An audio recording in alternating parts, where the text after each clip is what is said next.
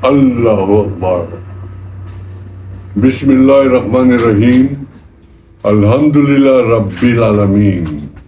Isang mapagpalayang araw po sa atin lahat mga kaibigan. Ako po ang kawal ng demokrasya, Kawal de Carbonell. Nais ko pong ibalita sa inyo na meron po tayong mga reaksyon na natanggap at tungkol po sa ating ibinunyag o na kasagutan natin sa banta ni Pulong Duterte na pag may nangyari sa kanyang tatay sa Hague, the Netherlands, guguluhin niya ang buong Pilipinas. Abay, ano bang epekto nito sa atin? Tayo bang lahat ng mga Pilipino na hindi Bisaya ay mangangatog sapagkat hindi tayo maisog, hindi tayo matapang? Hoy!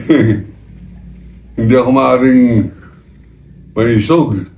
Tayo Ilocano. Sa aming mga Ilocano, ang tawag po dyan ay tangsit. Tangsit di Ilocano Nicolado kami nga Ilocano. So isang na po. Dito ni Kawal de Carbonell, ni Lakay Kawal de Carbonell, padpada diyo lang Ilocano taga-Barbaryo, ijay Tayog, Pangasinan, Eastern part. Nag-react lang po tayo sapagkat panay-pananakot na lang mga ginagawa ng mga Duterte na ito Ang kanilang teorya, sapagkat ako po ay professor sa kolehiyo, napag-aralan po natin at nagturo po tayo ng political science. Ang aking teorya na nakikita, ang rehimen ni Rodrigo Roa Duterte ay nakabase sa pananakot. It is a regime of terror, reign of terror, a governance of terror. Ano po ibig sabihin yan? Ang kanya pong batayan, ang kanyang pangulo ay pananakot. At para legal ang kanyang pananakot na hindi niya kinakailangan tutukan ang mga taong bayan, pinapapatay niya ng diretsyo. At sa pamamagitan po ng kanyang pagsisinungaling at pagkukunwari at pagtatakip na kunyari, ito po ay giyera kontra droga. Hindi na po natin mapapasensya ito. Tama lang na nasa ICC siya. Tama lang na siya litisin sapagkat walang kakayanan ng Pilipino na siya litisin. Natakot niya Supreme Court, natakot niya ang Senado, natakot niya ang military. Hindi naman military, sinabi niya, hindi magre-rebelde sa akin military. Pera ang pinapakain ko dyan. Hindi magre-rebelde ang mga pulis. Dinoble ko ang sweldo niyan. Nais ko pong sabihin, hindi naman niya pera yan. Hindi niya pasweldo yan, pasweldo ko. Pasweldo ng taong bayan sa pamamagitan ng ating buwis bilang mga mamamayang Pilipino. Kaya bulaan yan. Kaya ano po kasagutan natin? Pag tayo ay nag-imbestiga nung araw na sa pagkamatay ni June Porras Pala, inamin po ng kanyang bodyguard na si Sergeant Arturo Las Cañas, siyang inutusan ni Duterte na patayin si June Pala. Abay, mamamatay tao, drug lord pa. Ano kasagutan natin? Dapat hindi tayo natatakot, dapat hindi natin nirerespeto. Pagka meron pang maka-Duterte hanggang ngayon sa kabila ng kanyang mga krimen, abay talaga may diferensya tulahin natin. Isang araw, nakita ko, I stand, nakalagay, sticker niya sa kotse niya. Maganda pa naman yung kotse niya, siguro drug lord din. O baka huweting lord, nakalagay, I stand with Tatay Digong. I am not a Filipino for nothing. Muntik kong banggay ng kanyang kotse, kaya lang sayang din yung kotse ko. Magagasgas, maabala pa. Pero nakakapikon na po, masyado tayong na-terrorize, masyado tayong natakot.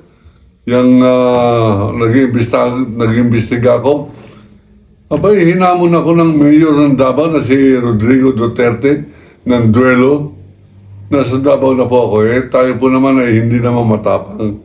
Kaya lang, sa aming mga Ilocano, hindi po kami takrot, hindi kami takbuhin. At tigas, ano kami. At tigas, hindi ko masabi. Ganun pa man, tayo po ay hinamon ni Duterte. Tayo po ay lumaban. Tayo po ay nanalo sa laban ng duelo sapagkat hindi siya sumipot sa kanyang sariling lugar na tinuro niya kung saan ako maghintay. Ultimo mga media, takot na takot lumabas o lumapit sa akin para ako interviewin. Mga kaibigan, hindi po natin, yan po ang sekreto.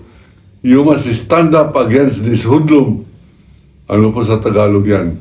Dapat hindi tayo nagpapaduro, manduduro na, criminal pa, drug lord na, mamamatay tao pa.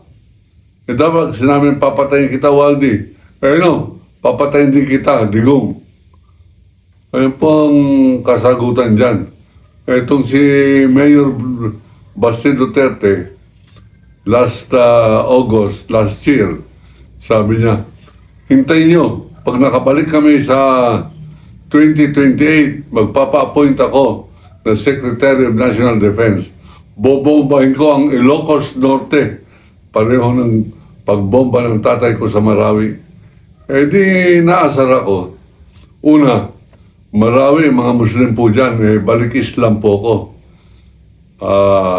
Dati akong Katoliko na nagbalik sa pagka-Muslim sapagkat ang lolo ng lolo ko ay kalahi po ni Lapu-Lapu yan, lumaban sa mga Kastila. Carbonel, mga ano po yan, yung mga lumalaban sa Kastila kahit sa Catalunya na pinanggalingan ng lolo ko. Ngayon,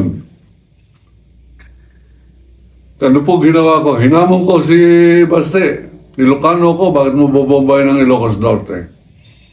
Para walang masyadong masaktan, tayong dalawa na lamang, hinahamon kita, Baste Duterte, duelo. Wag na sa kung saan, baka sabihin mo takot ako magpunta doon. Sa Luneta na lang, sapagkat presidente tatay mo, siga kayo, vice president ate mo, siga kayo sa buong Pilipinas. So, sa Luneta tayo mag-draw. Hindi rin sumipot. Ngayon, itong si Pulong, ang sabi niya, pag namatay ang tatay ko, may nangyari sa kanya sa Netherlands, guguluhin ko ang buong Pilipinas. Ano pong solusyon? Huwag po tayo matatakot, mag-react tayo, hindi natin papatawarin yan.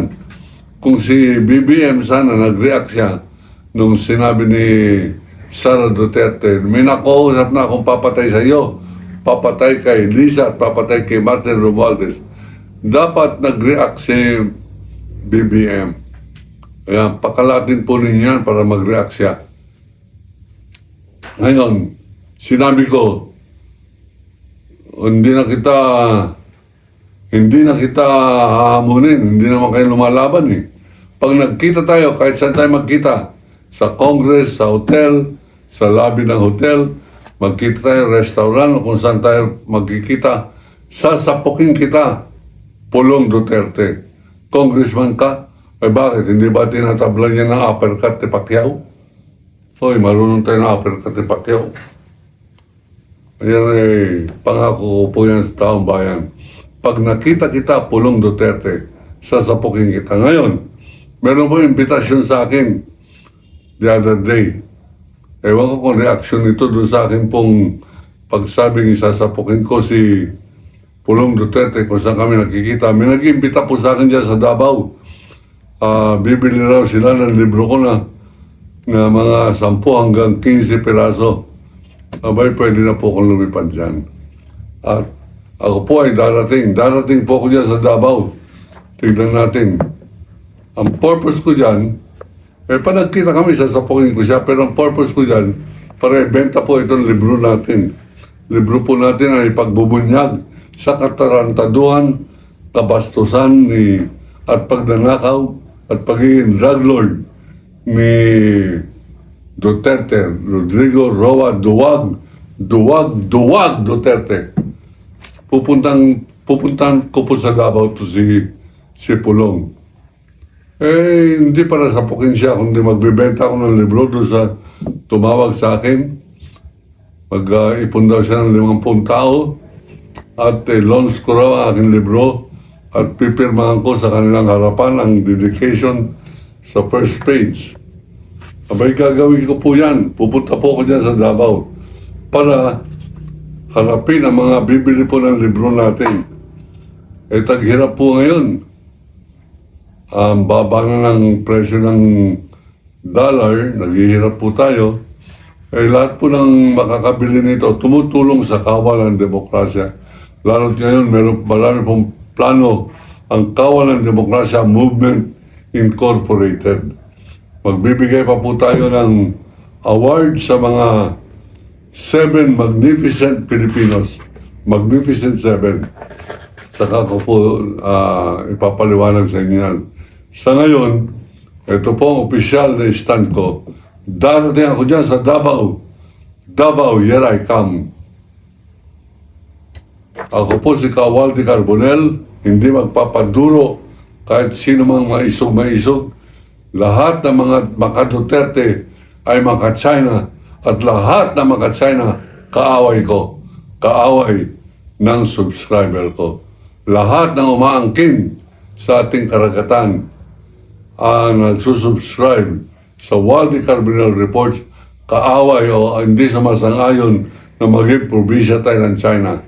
Yan po ang aming paninindigan sa Kawal ng Demokrasya. Ako po ang Kawal ng Demokrasya, Waldi Carbonell, nagsasabing iniibig ko ang Pilipinas. China, layas!